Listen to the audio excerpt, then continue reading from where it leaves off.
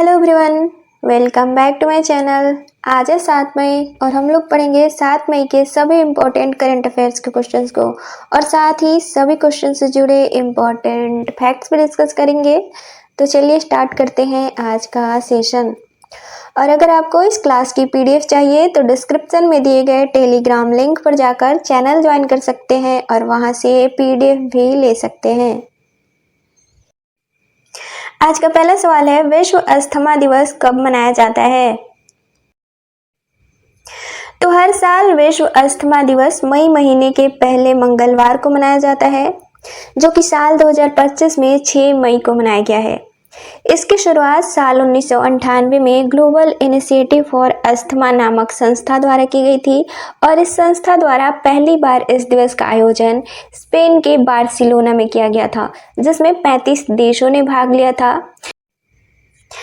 इस दिवस का उद्देश्य है अस्थमा के प्रति जागरूकता बढ़ाना और इस रोग के प्रबंधन पर जोर देना और मरीजों की जीवन गुणवत्ता को सुधारना। साल 2025 के लिए इस दिवस की थीम है make inhale treatments accessible for all. सभी लोगों तक सांस से जुड़ी दवाएं आसानी से पहुंचनी चाहिए। अब अस्थमा है क्या? तो यह फेफड़ों से संबंधित बीमारी है जिसमें व्यक्ति के वायु मार्गों में सूजन आ जाती है और वे सिकुड़ जाते हैं, जिससे कि सांस लेने में तकलीफ होती है। और इसके लक्षण क्या हैं? तो बार बार खांसी आना, मुख्य तौर पर सुबह में और रात में, और सीने में जकड़न और घरघराहट यानी कि सांस लेते वक्त सीटी जैसी आवाज का आना और सांस फूलना। अब ग्लोबल इनिशिएटिव फॉर अस्थमा, तो इसकी स्थापना साल 1993 में की गई थी। यह अस्थमा और श्वसन से जुड़ी अन्य बीमारियों के लिए WHO के साथ मिलकर कार्य करता है। तो आंसर हो जाएगा ऑप्शन डी, मई महीने के पहले मंगलवार को। अब मई महीने के कुछ और इम्पोर्टेंट डेज और उनके थीम।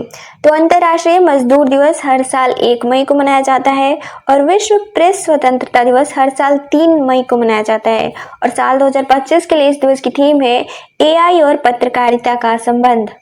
और अंतर्राष्ट्रीय अग्निशामक दिवस हर साल 4 मई को मनाया जाता है। अगला सवाल है, 72वीं मिस वर्ल्ड प्रतियोगिता कहाँ आयोजित की जाएगी? तो 72वीं मिस वर्ल्ड प्रतियोगिता 2025 का आयोजन 10 मई से 31 मई 2025 तक तेलंगाना में किया जाएगा। इस प्रतियोगिता में 120 से अधिक देशों के प्रतिभागी भाग लेंगे और इसका प्रसारण 150 से अधिक देशों में किया जाएगा, ताकि तेलंगाना की सांस्कृतिक धरोहर और पर्यटन स्थलों को वैश्विक स्तर पर पहचान मिल सके। साल 2024 में 71वीं मिस वर्ल्ड प्रतियोगिता का आयोजन मुंबई में किया गया था, जिसमें मिस वर्ल्ड का खिताब जीता था चेक गणराज्य की क्रिस्टीना पिज़्ज़कोवा ने, जबकि फर्स्ट रनर अप रही थी यास्मीना ज़ायटोन, जो कि लेबनान से थी। तो आंसर हो जाएगा ऑप्शन बी, तेलंगाना। अगला सवाल है, हाल ही में जीनोम संपादित चावल की किस्में विकसित करने वाला पहला देश कौन सा बना है? तो हाल ही में जीनोम संपादित चावल की किस्में विकसित करने वाला भारत पहला देश बना है। दरअसल हाल ही में केंद्रीय कृषि मंत्री शिवराज सिंह चौहान द्वारा नई दिल्ली में धान की 2 किस्मों को लॉन्च किया गया है। धान की ये दोनों किस्में साइटोकाइनिन ऑक्सीडेज नामक जीनोम का उपयोग करके वैज्ञानिकों द्वारा विकसित की गई हैं। धान की पहली किस्म कमला है ICAR के हैदराबाद स्थित institute Indian institute of rice research द्वारा विकसित की गई है, जबकि पूसा ICAR नई दिल्ली द्वारा विकसित किया गया है। इसका उद्देश्य है देश की बढ़ती आबादी की पोषण जरूरतों को पूरी करना, कृषि उत्पादन को बढ़ावा देना और लागत को कम करना। तो आंसर हो जाएगा ऑप्शन ए, भारत। अगला सवाल है, हाल ही में एंथनी अल्बनीज किस देश के दूसरी बार प्रधानमंत्री नियुक्त किए गए हैं? तो हाल ही में एंथनी अल्बनीज ऑस्ट्रेलिया के दूसरी बार प्रधानमंत्री नियुक्त किए गए हैं। इनकी पार्टी लेबर पार्टी ने आम चुनाव में बहुमत हासिल किया है। इस लेबर पार्टी का नेतृत्व एंथनी अल्बनीज कर रहे थे। अब ऑस्ट्रेलिया, तो ऑस्ट्रेलिया की राजधानी है कैनबरा, यहाँ की करेंसी है ऑस्ट्रेलियन डॉलर और यहाँ के वर्तमान पीएम हो जाएंगे एंथनी अल्बनीज। और ऑस्ट्रेलिया या फिर ओशिनिया विश्व का 7वां और सबसे छोटा महाद्वीप है। तो आंसर हो जाएगा ऑप्शन डी, ऑस्ट्रेलिया। अगला सवाल है, हाल ही में लॉरेंस वोंग किस देश के प्रधानमंत्री नियुक्त किए गए हैं? तो हाल ही में सिंगापुर के आम चुनाव में पीपुल्स एक्शन पार्टी ने जीत हासिल की है और लॉरेंस वोंग प्रधानमंत्री नियुक्त किए गए हैं। पीएपी पार्टी का नेतृत्व लॉरेंस वोंग कर रहे थे। वोंग का बतौर प्रधानमंत्री यह पहला आम चुनाव था। सिंगापुर में कुल 97 सीटों के लिए चुनाव हुए, जिसमें से 87 पर पीएपी ने जीत हासिल की, जबकि विपक्षी पार्टी वर्कर्स पार्टी ने 10 सीटों पर जीत हासिल की।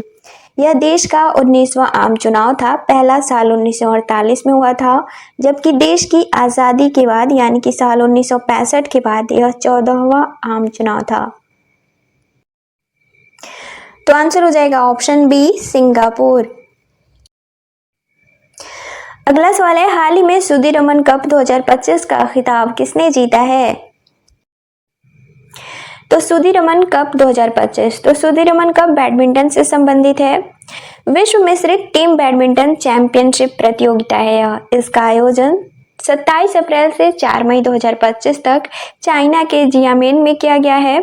यह 19वां संस्करण था। इसमें इसकी विजेता टीम रही है चाइना और उप विजेता रही है दक्षिण कोरिया। इसकी शुरुआत साल 1989 में की गई थी और इसका आयोजन विश्व बैडमिंटन महासंघ के द्वारा कि हर 2 साल पर आयोजित करवाया जाता है।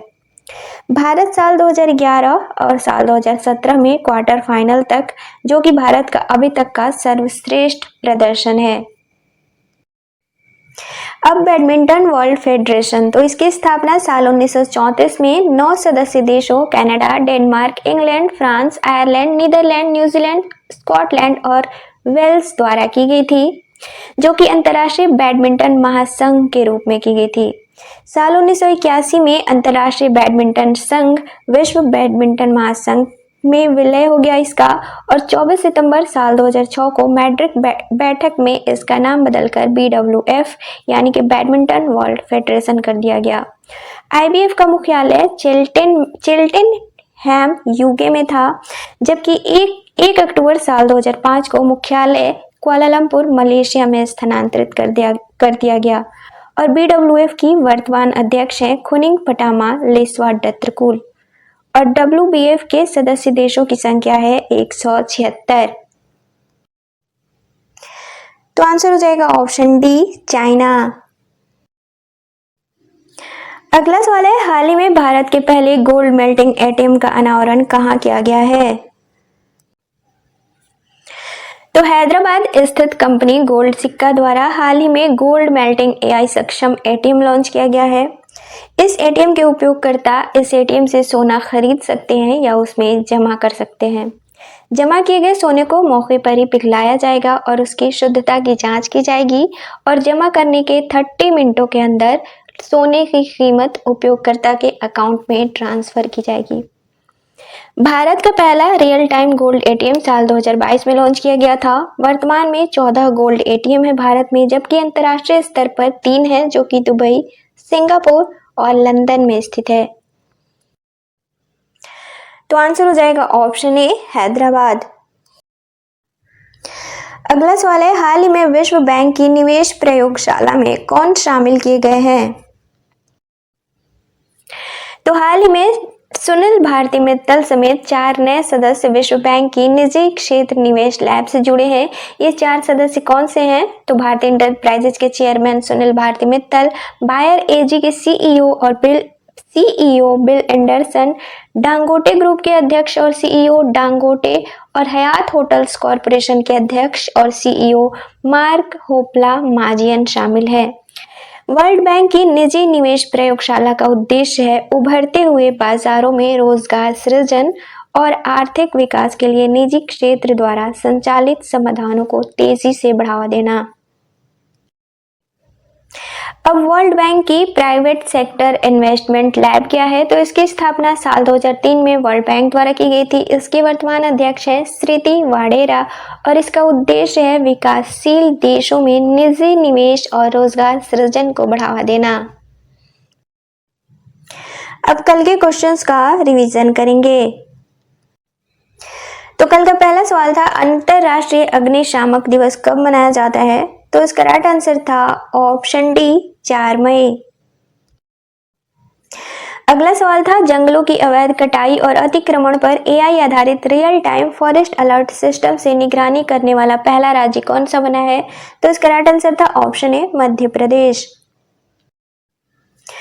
अगला सवाल था खबरों में मौजूद विजनझम पोर्ट किस राज्य में स्थित है? तो इसका राइट आंसर था ऑप्शन डी केरल।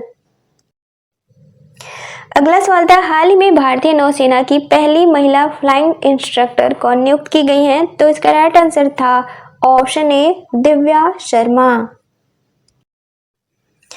अगला सवाल था डिपो दर्पण पोर्टल किसके द्वारा लॉन्च किया जाएगा? तो इसका राइट आंसर था ऑप्शन बी केंद्र सरकार।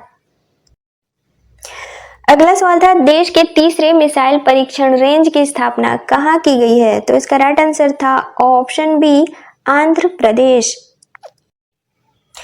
अगला और लास्ट क्वेश्चन था हाल ही में किस देश द्वारा बौद्धिक संपदा अधिकारों की सुरक्षा के मामले में भारत को प्राथमिकता निगरानी सूची में स्थान दिया गया है? तो इसका राइट आंसर था ऑप्शन सी अमेरिका।